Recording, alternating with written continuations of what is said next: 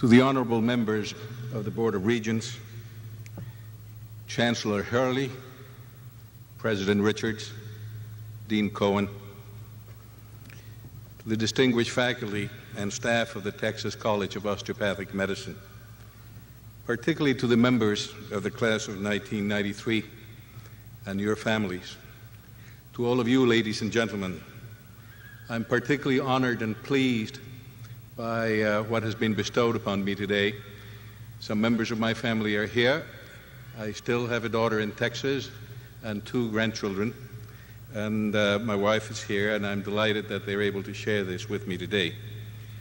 The first thing that I want to do is to congratulate each one of you, to congratulate your spouses for those of you that are married, to congratulate your children if you have any, and certainly to congratulate your parents. It is a great day, and I'm certainly happy to be a part of it. Secondly, I wish to congratulate this school, the Texas School of Osteopathic Medicine, for its magnificent growth, for its seriousness of endeavor, and for producing individuals such as yourself to indeed bolster the profession of medicine in the United States. I thank the college also for the opportunity of returning to Texas. This is a great state, a significant one to my family. You already heard that I had 2 grandchildren born here. I have also had 2 children born in Texas. My only brother and both parents are buried in Texas soil, and 9 years of my Army career were spent here in 3 different assignments. So I have the opportunity to visit my daughter in Killeen. I'll go there this afternoon, and I'll spend Saturday in Killeen, Texas, the rest of Saturday, part of Sunday, and then I fly to Rio de Janeiro and spend the next 3 days in Brazil. I'll address my remarks today primarily to the members of the graduating class. The rest of you are welcome to listen if you wish. But the day is most important to the graduates. It's a very special moment of achievement and a very special moment in your passage to the next series of life's responsibilities, challenges, and rewards. I will have one tidbit for the rest of the audience.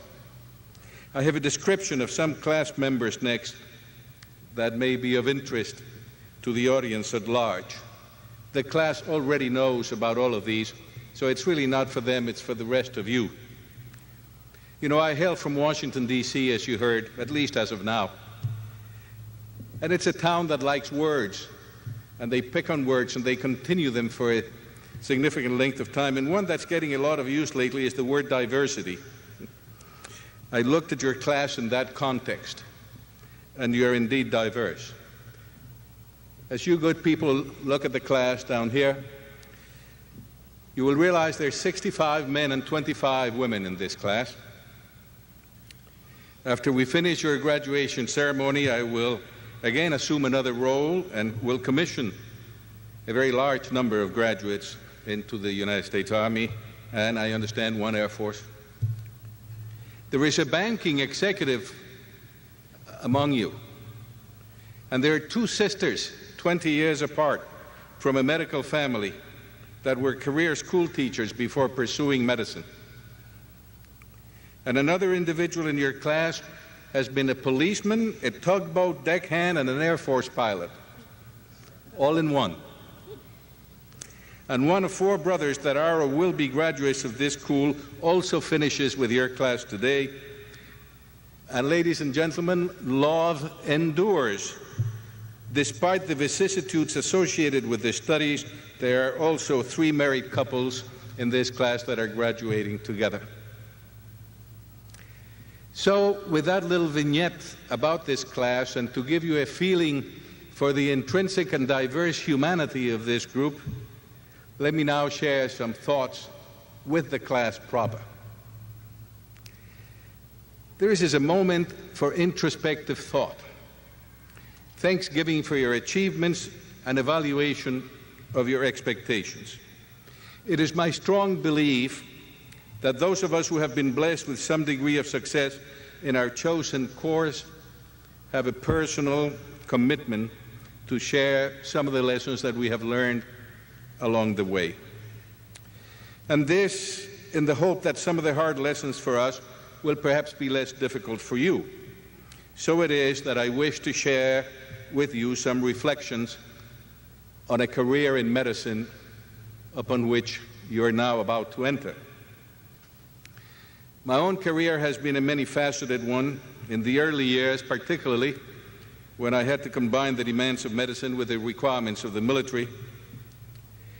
And during a period of my life, I entered into a position that was called Chief of Medical Corps Career Activities. It essentially meant that I was the mentor for the junior physicians in the United States Army, a fair number. It was a heavy responsibility, but it was rewarding and it was insightful as well. And I learned several lessons in that particular job that I wish to share with you today.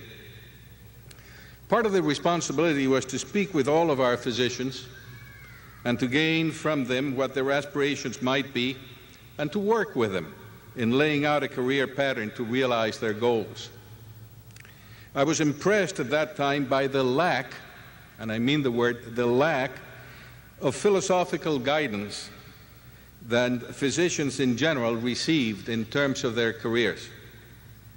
And in the years since that time, particularly serving as a dean and later president of an academic institution, I have found that insight that was gained in that particular position was still very relevant and served me well in dealing with young physicians. So for this reason, my remarks to you today revolve around a concept of careers which I believe is appropriate and I hope may even be helpful to you. Those of us that have had to learn other languages anew, and English was not my first language, become preoccupied by the meanings of words. So I first of all want to tease apart that word career with you. The word is derived from carros. The word carrière in French means a high road, and the word carrera in Spanish has two meanings: a race or a run, and also the course that one follows through life. I only want to make one point in that definition, and that is that the word is by no means static. It is in motion. It has a sense and a feeling of movement.